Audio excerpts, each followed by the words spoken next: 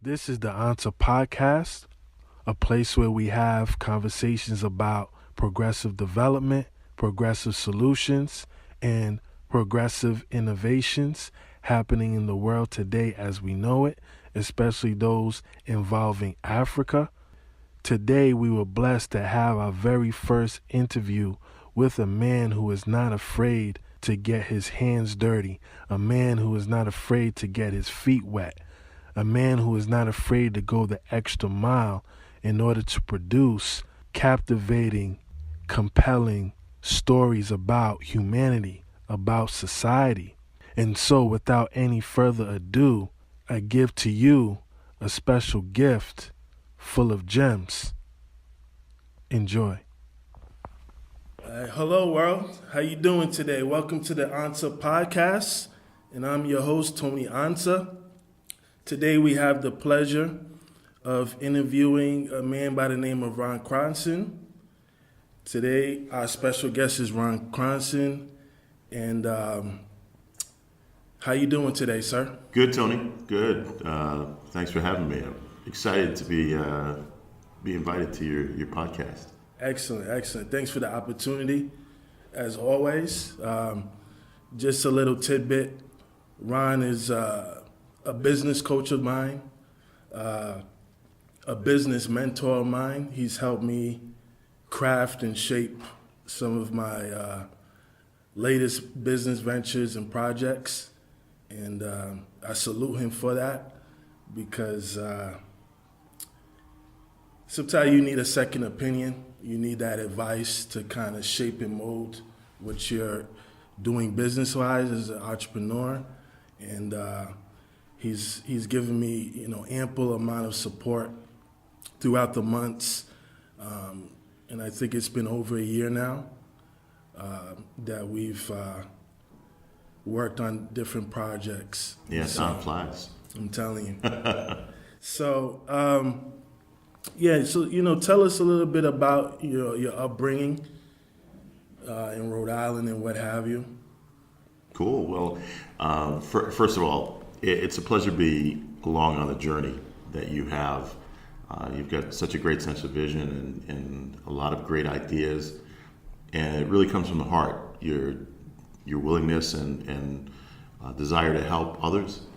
And I love being involved in projects like that. So, so excited again to be along on your journey. I grew up in Providence, Rhode Island, and, just always had a love for, the arts and sciences and businesses. And, went away to college, went to Pennsylvania for my undergrad. I graduated in finance, but I started out as an electrical engineer. Thought I was going to be Thought I was going to go into space, and so I definitely have a love for that. But I put aside the arts, and that was really an eye-opening experience after I got out of college, because many experiences that I had always kept me around, the arts and the creative side of things, and in business I find all of those useful. I find that there are moments where that creative side is really flowing, and and you're starting to create things, but then you also need that that financial piece to come in, because without the money and then it can be a struggle. It can be, and I also find that technical side is important as well, and providing some structure and things of that nature. So I find myself floating back and forth between those three really foundational things that, as a child, as a kid, I found exciting. And then for about 20 years, when I first got out, I went into banking. And it was a good experience. I really had a great foundation about the different aspects of banking, but I felt very frustrated because it felt in retail banking that I could not really assist those who really I felt needed a leg up, and so to speak. But I could really, if you were a doctor, or a lawyer, or a successful business person, and you were looking to shave a percentage point off of your mortgage, I I could do something for you. But the individuals coming in that was struggling, I really couldn't help, and that was very frustrating for me. So I didn't stay in banking that long. I went on to run a family business at the time. My father was in the insurance industry. Okay. He had previously had a short stint in construction. I remember we built one house. I was there with him on the construction site as a kid, and then the housing market tanked, and so it was after that. My dad's a very enterprising individual, and he found himself in the insurance industry. And when I joined the firm, I was pretty much managing it was kind of an employee relationship still at the time. It was all state insurance. Okay. And over time, the contract, they started offering independent contractor relationships. And my father jumped at the chance to, because it was owning his own business. So I found myself managing then his own company. And in 1999, I became my own agent, so came back and started running his agency alongside mine, running two different, it was a very interesting time. You're running two companies towards two different goals in terms of targets, because all state has sets expectations, and each company had to meet those, but it was a great experience because it was during that time period where I met a lot of wonderful individuals in terms of networking, that some of whom I have relied upon in my current role to come in and work with some of our entrepreneurs. And I always found during that time period, whenever someone needed my help, I just showed up, and I found other individuals that were very much that same in that same frame of mind.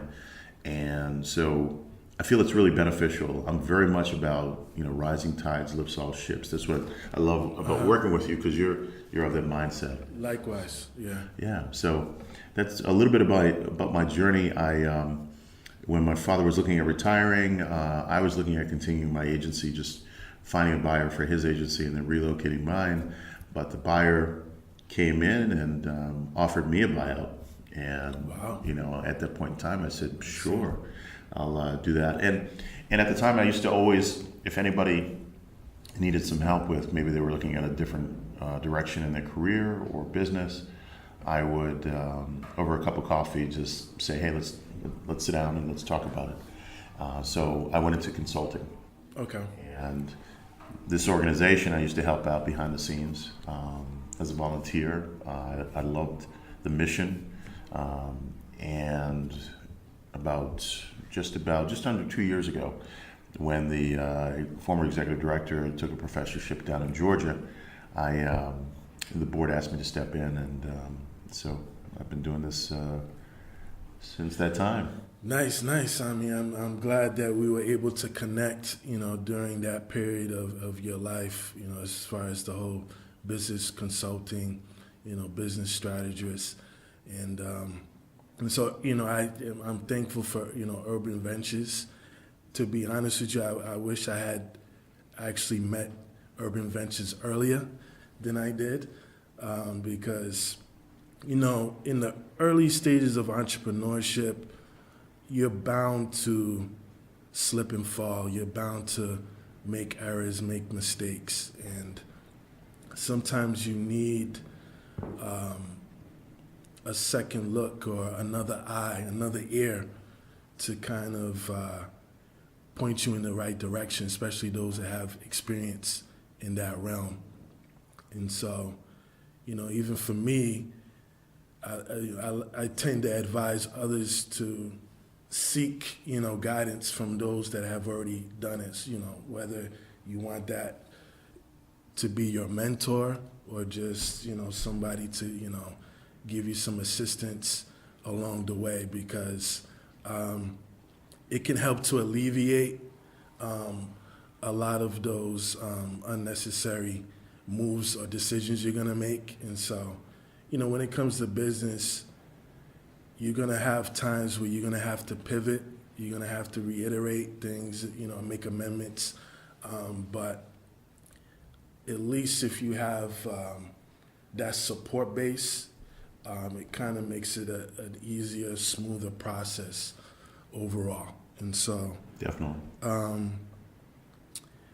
so now I want to kind of dive in a little bit more into your entrepreneur spirit. You know, where does that actually come from? If you could kind of explain to us. Yeah, it's really interesting. I just, as I said before, coming from the arts and having that creative spirit, I find I have a natural curiosity in a lot of different things. And I enjoy helping others. And when you look at some of the early individuals that I would follow, Richard Branson, a very creative mind, Right. Hundreds of companies under his Virgin Group, but the setup and the way in which the company is structured is unlike virtually most companies in the world, yet it's extremely successful. Oh yeah. And it is very much a model where people are given chances. They're handed opportunities that in most companies they would never have been given those chances, and they, some grab the mantle and run with it, and it flourishes. And I have a natural curiosity what makes that company successful versus another.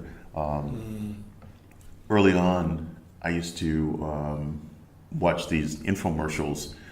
Tony Robbins, years ago, and I used to watch these infomercials, and I didn't realize it, but my father had ordered the tape set, and I'm sitting there, and I didn't have the money at the time because I was a youngster, and I just loved watching the infomercials and and how he talked about personal power and things, and then one day I just happened to discover that the personal power set was downstairs. And so, Nice. well, my father had a habit of ordering things, and sometimes, because he was so busy, he never got to them. So, I asked him if I could, crack open the cassette. They were actual cassettes at the time. They weren't even the DVDs. Back in the day. And so I just devoured those. And, and then when you start looking at just great filmmakers and storytelling and things. I have this love for, I believe, discover powerful stories, tell them beautifully, and change the world. And we all have stories within us. And I think that's part of where my entrepreneurial side comes from, is really trying to discover those stories and tell them. And as an entrepreneur, I think that's what you're doing, whether it's through your product, your service, or you're helping others, or you're putting something out there. And one of the biggest challenges I think entrepreneurs have is really, how to get your story out there. Before it was, getting yourself into the medium that the world could actually have a chance of seeing you. And that that medium was so regulated, right? It was, the radio or TV or, newspapers. Yeah, a lot of gatekeepers. A lot of gatekeepers. Yeah. Now, the gatekeepers are, few and far between. I mean, you can get yourself on social media. Now the challenge is there's so much, it's so easy. Now it's how do you get yourself to stand out and not get drowned out Yeah, by because the others. market is so saturated, so you have to find a way to distinguish yourself from the rest, which can be a big challenge. Exactly. And I know you had kind of a view into that world with your online. When we first met, you had a business-to-business online platform that you had constructed to try and help entrepreneurs kind of bridge that divide, right? Yes. Yeah, it was a space and a platform for, different entrepreneurs of African descent to kind of exchange information, exchange resources, promote their product and services. So the typical B2B or business to business, and also to network, possibly partner with each other, collaborate with each other, just kind of an opportunity for for different type of business models to kind of do an exchange with each other where it's not necessarily only about your business per se, but what other people are doing and how you could potentially complement each other in some shape, form, or fashion. And so, there was a lot of problems that I found within that, which, more or less led me to notice nonprofits needed a lot of assistance as far as, finance is concerned. And so, it led me to build an online donation platform for NGOs in Ghana. Mm-hmm. So, you're familiar with that as well because we collaborated on that, and you definitely assisted me in the process of launching that, and I'm thankful. Yeah, no, as I said, I'm just so happy to be along for the journey, and the genesis of Ansah Africa Donate is very interesting because when we first met, it was not on the table. Right. It was, you had the business-to-business platform going. You had just a love for helping nonprofits. Right. And a desire to enhance that, and also, looking at the overall, funding financial piece. How do you assist that? And it's nice to see how that's all come together, and it's kind of melded itself into what is Ansah Africa Donate. Yeah. So I have 5 key questions that kind of tap into personal development that I would like to ask you and get some feedback on or your input, just to kind of see how you arrived at the destination you are today as far as business ownership, as far as entrepreneurship is concerned. And so my first question is, what would you do every day without expecting anything significant in return, such as money? So what is that one thing you would do, regardless of whether money was on the table or not, or money was involved? Wow. It's interesting. I think telling stories. So storytelling. Yeah, Okay. Storytelling, discovering the stories, telling, trying to tell them, and hopefully seeing an impact that it has on those around you. Okay. And, those are stories within as well as stories of others. I find it very, very interesting. It's interesting when I sit down with individuals, I find that people share some aspects that I wasn't really expecting. Yeah. And I have to think, it's funny. I try and think, does this happen to everybody? Or is this because, there are some really interesting stories. And I'll give you a quick example. A couple of years ago, I started a podcast, so I'm excited to see you do this because it was interesting. I did 2 series, and then I was asked to kind of step into this role, and I, as executive director here, and I haven't gotten back to it. I want to, so I'm really glad you're doing this. And it was really the premise of the podcast was, I feel like in my life I've been blessed to have others that have kind of crossed my path.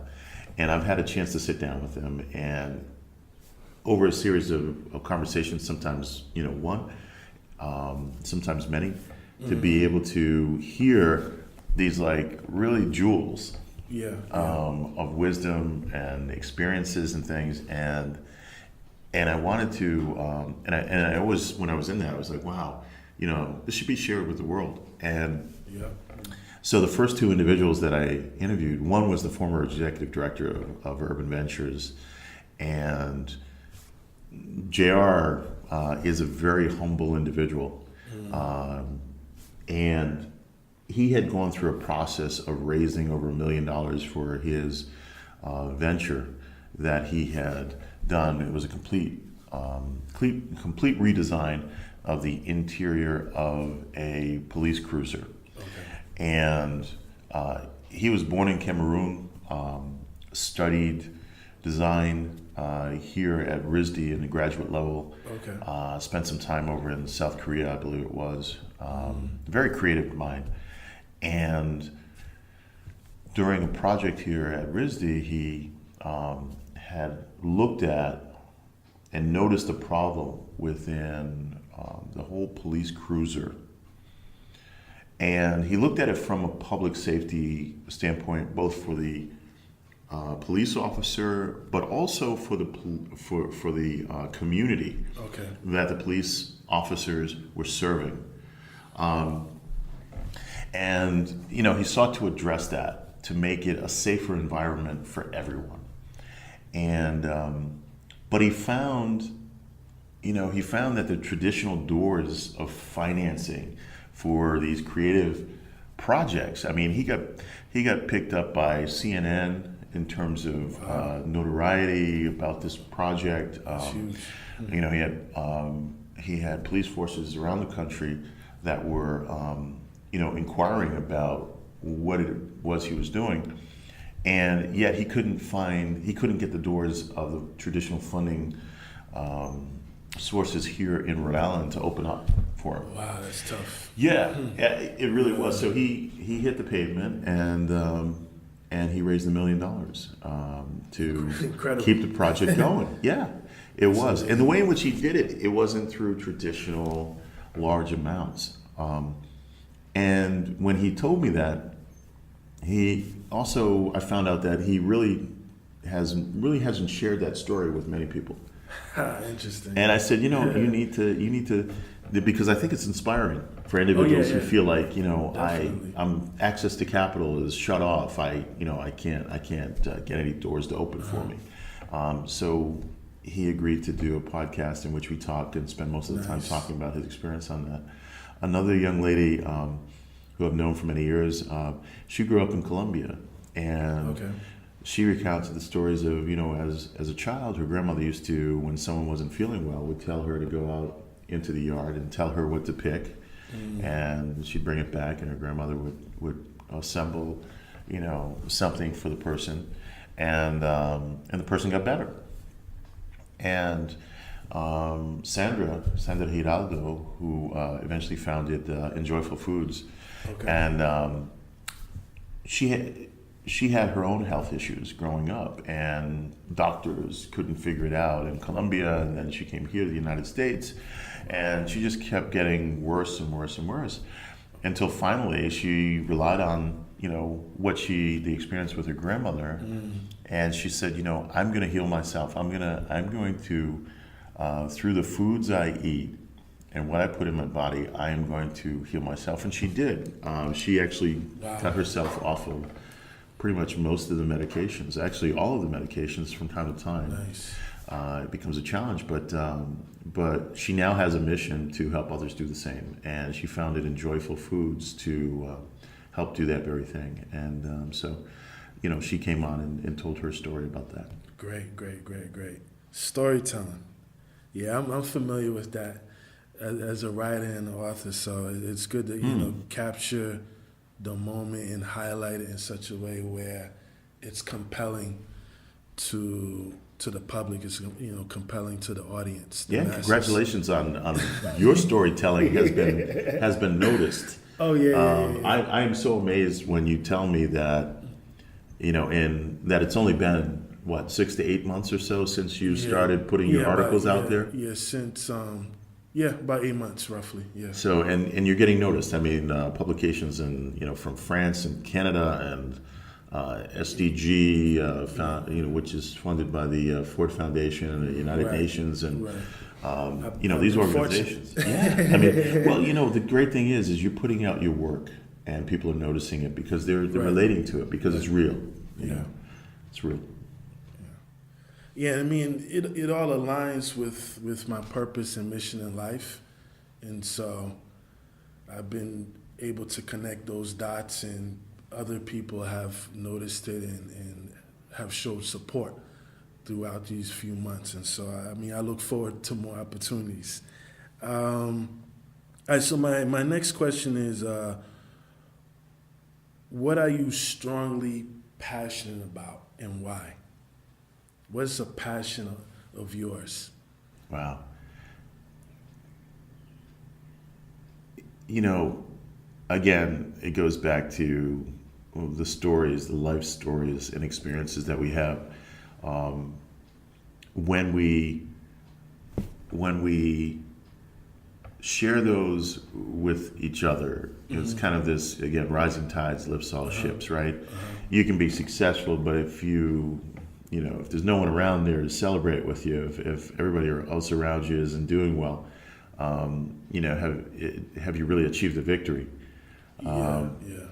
It is about the collective. It's about, yourself going out and achieving. But at the same time, it's also about the legacy that you leave behind or the work that you have done, with those around you. I think it's very easy to be selfish, but it's sometimes very... especially in the capitalistic world. Yeah, in the capitalistic world. But, I think there's a tremendous opportunity for us to really do great good. Oh, yeah. Do great good. And so when you're able to help someone uncover their story that they don't see... I've been very fortunate over my lifetime to meet a lot of individuals that, given some nuggets. And one in particular, a friend of mine told me, Ron, it's hard to read the label from inside the bottle. And that's always stuck with me. He didn't create it. I forget who did. But that's deep. That really is deep. But it is. We're so close to it, right? It's like when you, coaches need coaches. Yeah. Yep. I wish sometimes I had a chance to sit down with individuals and get coached, and because I feel like when others have the opportunity to kind of help you see that label from a different perspective, it's eye opening. Yeah, but it is about stories. Yeah. Okay. All right. So, what is one strength you have, and then what is one weakness that you have? Well, let me start with the weakness. I have a weakness for saying no. I have a weakness for taking on too much. Yeah, that's a big challenge of mine as well. Yeah. And it bothers me. It really does bother me, because every time I drop a ball or something like that, it doesn't matter that I'm trying. Hey, I'm trying to. No, you dropped the ball. Right. A really good. I met an individual several years ago, Carlos Toro. Carlos is doing tremendous. When I met Carlos, he had just moved back from New York City. He was very humble, but has a sense of direction. And Carlos, when we met, I was actually at the time running an exploratory committee for an individual a good friend of mine, who was considering a run for office. And Carlos and he were in the same fraternity. Okay. And Carlos was designing some cards for him at the time. And, he had asked me to reach out to Carlos to talk to him about, the project. And just in that meeting, I got Carlos. I understood, there's this, Carlos isn't just a graphic designer. I mean, this guy has tremendous vision and stuff. And from there, we partnered up on a project, which is film, which is actually within storytelling. That's a major passion of mine, is telling stories through film. Okay. So we coordinated on that. Ultimately, the candidate decided not to pursue the office. And I have a tendency to always ask, thanks for coming in and volunteering your time and getting involved in the project, but, what do you hope to get out of it? Okay. It's that win-win, right? Yeah. Thanks for coming in and helping us out. How can we help you out? Yeah. And So Carlos at the time was interested in just kind of being a fly on the wall with larger campaigns and things of that nature. He was very talented, but very humble in his place of where he was in terms of kind of coming up. And the interesting thing was, from that, introductions started happening. Okay. Because of his commitment and his talent, the doors started opening. But when those doors were open, it was just like people got him, and he just now he is just finishing up a film for NASA. He has done several episodes on Shark Week for Shark Week, National Geographic. He has, won several awards internationally and things. And we're talking a short amount of time. We're talking about 7 years, roughly about 7 year period. That's inspiring. Yeah. So there are tremendous, inspiring stories to be told, and his is one. Okay, cool. So what of your strength? We didn't touch on that. My strength, I don't know. I think it almost feels like an accident. So I want to describe it as a strength, but I'm kind of reluctant. But there seems to be a moment in conversations that I have with individuals where there's this moment where I'm like, okay, 1 second, can you back up? Can you, and I don't know if it's a strength that I recognize that. There seems to, and it's a beautiful moment because it's a moment where the person just doesn't recognize like this shining, and for me, it's like this glaring, flashing, light. If I could tell a story, a good friend of mine,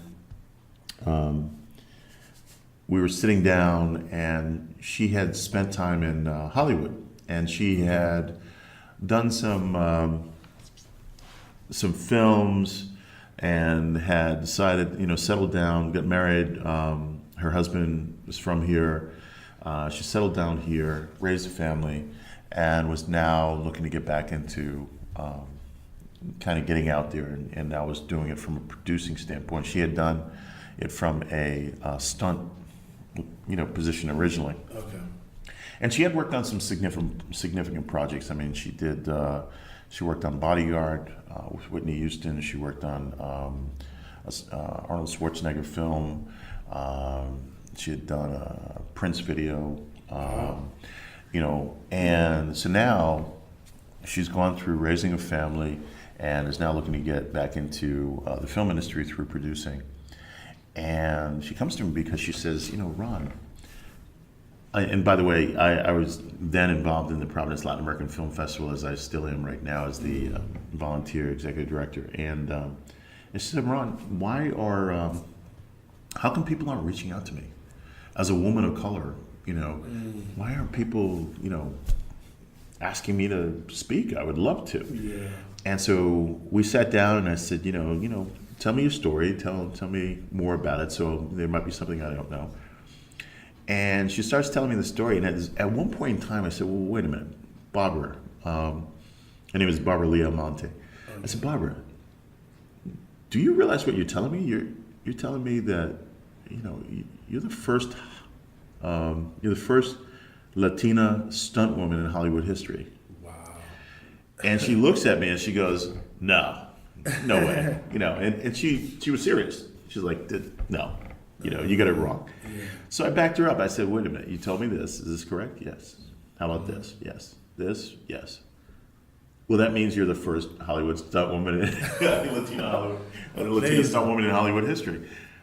And she starts going, nah, there's no. Then she goes, wait a minute, and she Googles this person who was coming in after her, and this person was Latina because they were really, she remembered that moment, and she goes to that person's page, and that person was promoting herself as the first Latina stunt woman in Hollywood history.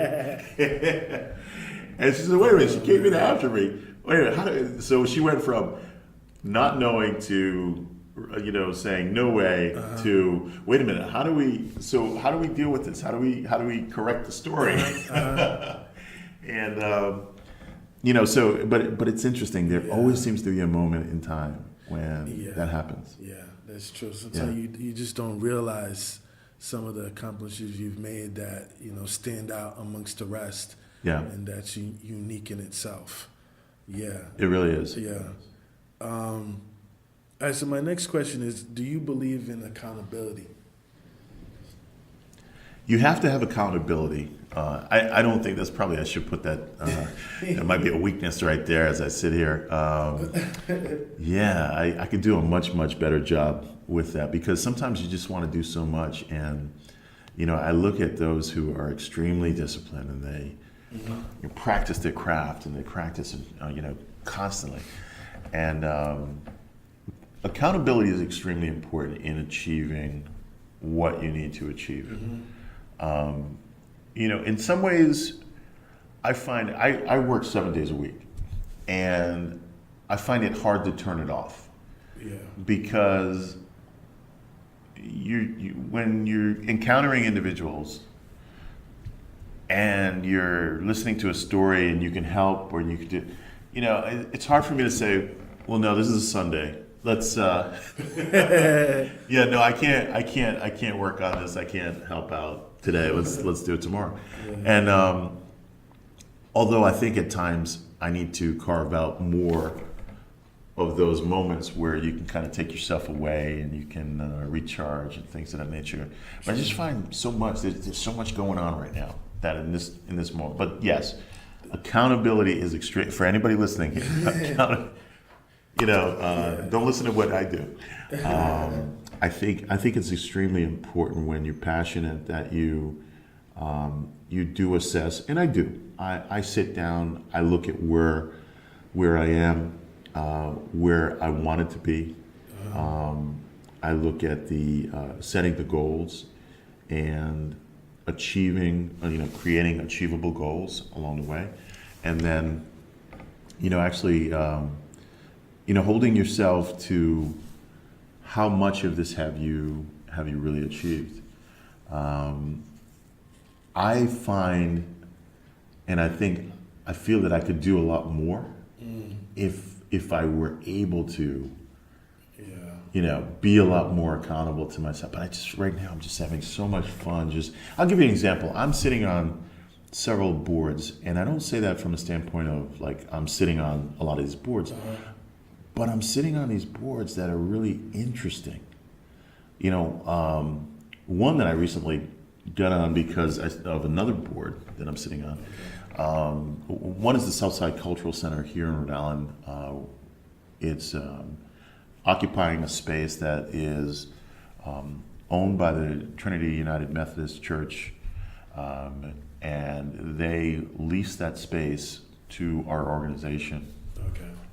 And the mission that we have is really to get out into the community and work with artists and give them a space that they can create, and in an area that's underserved. Very much like this organization, which our mission is to work with entrepreneurs in underserved communities throughout Rhode Island. Yeah. Well, the executive director on the Southside Cultural Board is also a volunteer executive director on a organization that is working with another, happens to be a church that owns a cemetery right across the street. Wow. And this is within the neighborhood that I grew up in. Okay. And I've always driven by the cemetery and things, and it's kind of over time been in need of care.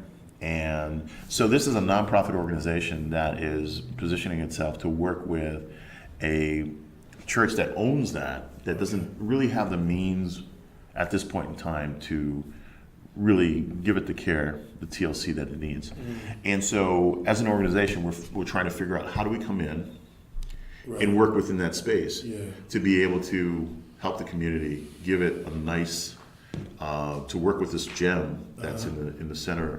Two major streets come together at that nexus. It's triangular in shape. Okay. And so working on that. And it seems like whenever someone says, "Hey, can you help out?" I say yes, but I don't really ever regret it because you're meeting such great individuals, and the missions just seem to be really nice. And if you're able to at least sit in a meeting and help read that label for them, it seems like an easy thing to do. So why not?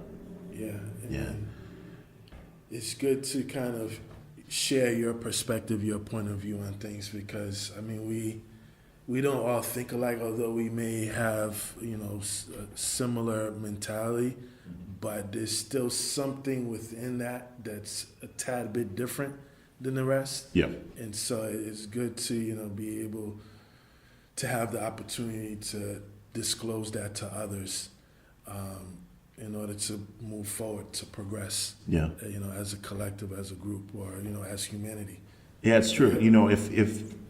If I had to describe myself with one word, I'd probably, even though I like directing and things I'd probably say producer, because one of the things that I seems to fall into place for me is when you get a chance to hear all the different stories of individuals, and you get to recognize those gems, as I was talking about, and then you start to piece it together. You start to go, wait a minute, if this person worked with this person on their project and their need, where could it go? Yeah. And so I've had tremendous experiences just bringing people together. And that's what a producer does. It brings great talents together to produce something. And sometimes it's interesting is that you don't really necessarily know what the end result is going to be. You just know it's going to be something great. Yeah. Yeah, I consider it's a spiritual thing. Within your spirit, you feel that the potential is there. Yeah. So why not give it a shot and see what happens? Yep. Regardless of the outcome, at least the attempt was made, and you were able to initiate or facilitate that. And that it allows us to move as a society towards prosperity, towards progression, so on and so forth. So it's a positive thing. At least your intentions are good, and so hopefully the outcome is positive as well. Is there anything else you would like to share, or at least I would like to at least have a message for the youth of tomorrow? If you was able to speak to your younger self, what type of advice would you give for someone who is looking to pursue a business venture, is looking to pursue, entrepreneurship, that journey, that lifestyle? What would be a couple of words or gems you would like to share with them? Well, one critical piece is this. I told you in the beginning that I had this love for the sciences, for business, and for the arts. And when I had a decision to make when I was going into college as to what direction to go, I narrowed it down to two. I narrowed it to engineering. I went in as an electrical engineer, came out as a finance major. It was actually, I figured that out very quickly. I loved engineering, but I didn't love it enough that it was a passion. And person I met, Sin Tran, who his family had escaped Vietnam before the war. He was my next door neighbor. And I saw, and he was in that same field, and I saw his passion and his love for it. And I said, I like it, but I just don't love it that way. Yeah. And so, but it took me many years to realize was that I didn't even have my number one passion on the table because I had taken it off the table. And because I had looked at them as three equals. Okay. And then I was going the practical route. So I had taken the arts off the table. And so when I got out of college, I found myself getting back involved in theater and doing other projects. And again, I think, God has blessed me with, having many individuals cross my path. And when I was doing some theater at Brown University after college, I wasn't attending Brown, but I was doing some community theater there. Okay. I met a gentleman, Nilo Cruz, and Nilo he was originally from Cuba, and was learning or studying playwriting, and I was involved in the first stage reading of his first work that he did. It was called Dancing on Her Knees. Okay. And we did it as a stage reading. And it was just, you developed some camaraderie between some of the actors and others. So Nilo was one of those individuals that was there. Another, Rhonda Ross. Rhonda was extremely humble. She was at Brown University, and unless you actually asked her, she didn't really come out and say, "Yeah, I'm Diana Ross's daughter."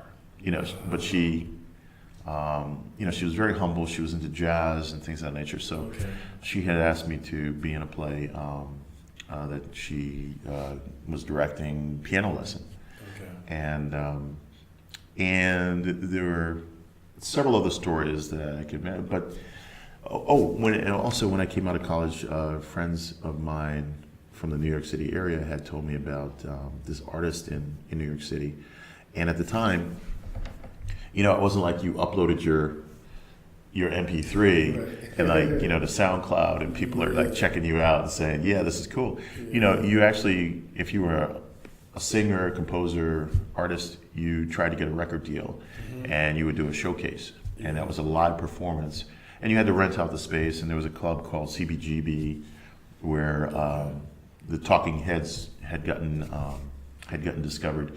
And so Everett Bradley was the individual, and my friends had told me about. And so I was living at home at the time when I first got out of college, and so I had some money and things, and went out and checked them out. And Everett's music was very interesting. I mean, it wasn't like much of what I had heard, but it really, it piqued my curiosity and stuff. So I said, yeah, I'll fund the showcase. I didn't get a chance to go there because I was actually working that day, but it was in New York City, and Everett. Over time, I lost time with everybody, and later on, I started checking into when I started getting back into film and realizing that the arts are where I want to be. I looked up Nilo Cruz, and Nilo had gone on to write a play that went to Broadway. Wow. That won a Pulitzer Prize. Wow, that's huge. You had Everett Bradley had gone on to he was director of a theater in New York. He had gotten recognition for contribution on a musical that had done well in New York City, and also at the time, I believe he was the music director for then a show that was on TV, the Meredith Vieira show. He was the musical director and stuff. So he had some individuals that had gone on and done some great things, and over time it was like you get a chance to have conversations and be there at the beginning. That's cool. So for a youth, I say this, I love it when I'm talking to someone and you get a chance to see, because I've been there at the early stages of others, and you start to see where, it is possible. That's why I love your writing, man. Keep writing. Keep writing, because it's going to take you many places. But what I would say is this, is go with your passion. Don't play it safe. Go with your passion. Okay. I believe strongly that if you follow your passion, the money will follow. But most importantly, you'll be happy along the way. You'll just be, it will fulfill you. I have managed to, over time, really be in that space because I always played in that arena. I had my business, I was working on that. That's where the money was coming from. But I was always filling it with coffees, talking to people, helping them go in different directions and stuff, telling stories, discovering stories. doing film projects, things of that nature. And so I found through just I was in that space. I was fulfilling myself. Yeah.